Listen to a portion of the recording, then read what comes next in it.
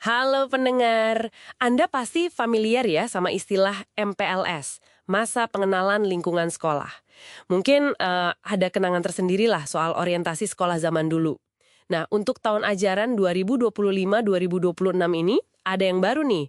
Kementerian Pendidikan Dasar dan Menengah keluarin panduan baru yang cukup menarik perhatian. Kita mau coba selami langsung dokumen ini. Betul sekali. Dokumen panduannya ini cukup tebal ya. Tapi kalau kita lihat, ada satu kata kunci yang diulang-ulang terus, ramah. Jadi, misi kita di Deep Dive kali ini ya, membongkar makna sebenarnya di balik MPLS ramah ini. Apa sih yang bikin beda dari yang dulu-dulu? Oke. Langsung aja deh ke intinya ya. Apa yang paling mendasar dari konsep MPLS ramah ini? Apa cuma ganti nama aja gitu, biar kedengeran lebih bagus? Wah, jauh dari itu. Kata ramah ini bukan sekedar tempelan, ini inti perubahan filosofisnya, bisa dibilang gitu. Panduan ini secara eksplisit bilang kalau MPLS itu harus dirancang untuk memuliakan dan menghormati hak anak. Tujuannya jelas banget, mau menumbuhkan karakter, terus menciptakan lingkungan belajar yang aman, nyaman, dan ya, menggembirakan sejak hari pertama masuk. Wah, menarik. Jadi, bukan lagi soal tes mental atau fisik yang kadang bikin cemas itu ya, tapi fokusnya ke adaptasi yang positif. Penekanannya ke hak anak sama lingkungan yang nyaman ini oke banget sih.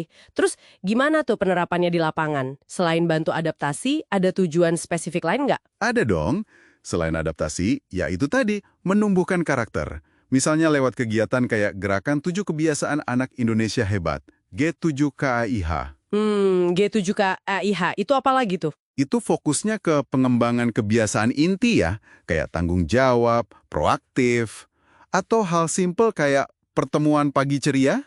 Pertemuan pagi ceria. Iya, pertemuan singkat aja sih tiap pagi buat bangun suasana positif di sekolah.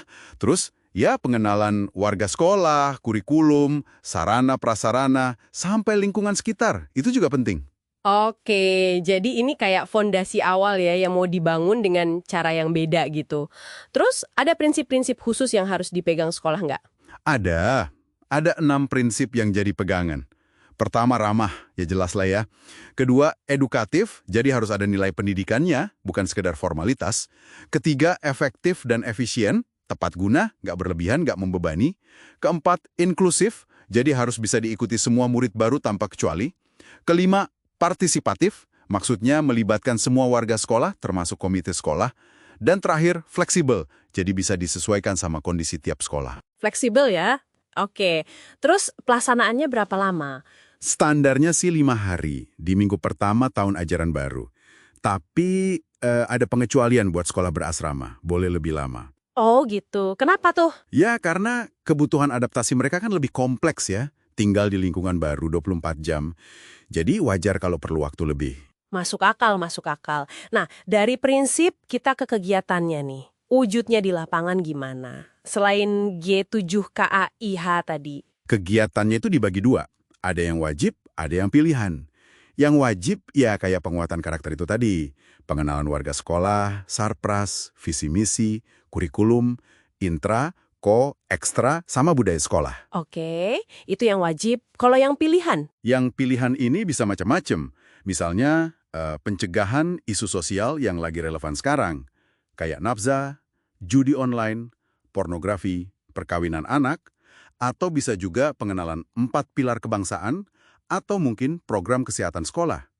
Nah, fleksibilitas tadi itu main di sini.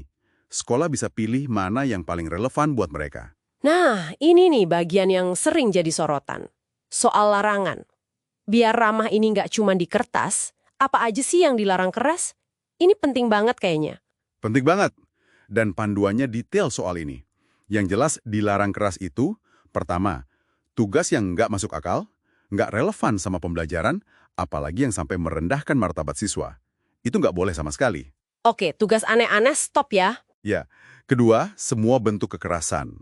Fisik, verbal, psikis, termasuk bentakan, ejekan, perundungan, atau ya, perpeloncoan dalam bentuk apapun. Itu mutlak dilarang.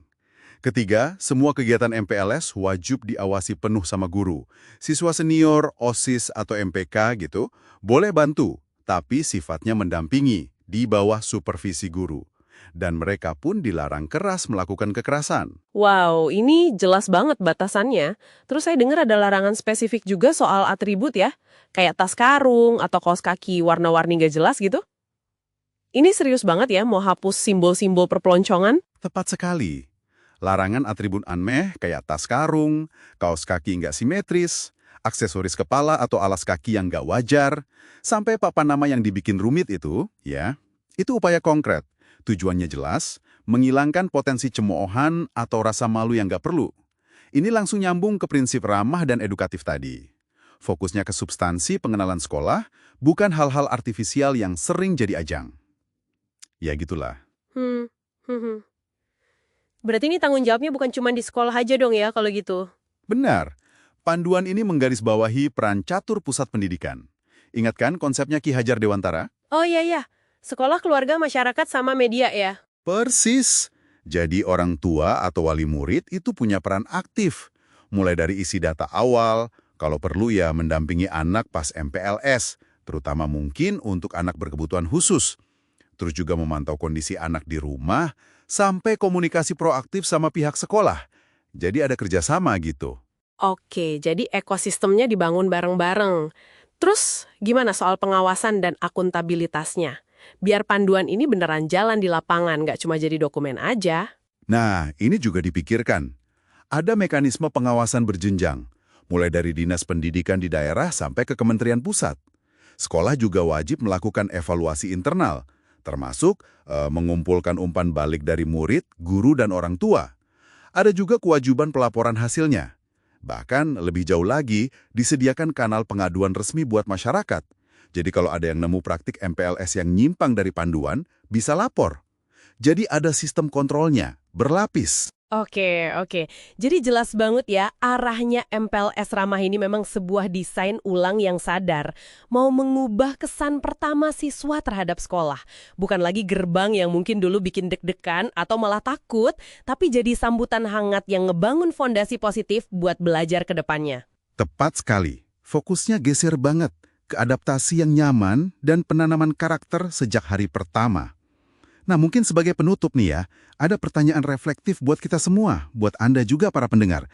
Coba kita bayangkan deh, kalau pengalaman pertama di sekolah itu benar-benar ramah, seramah yang digariskan panduan ini, kira-kira gimana ya dampaknya ke motivasi belajar siswa? Kerasa memiliki mereka terhadap sekolahnya dalam jangka panjang, sesuatu yang patut kita renungkan bersama dampaknya nanti.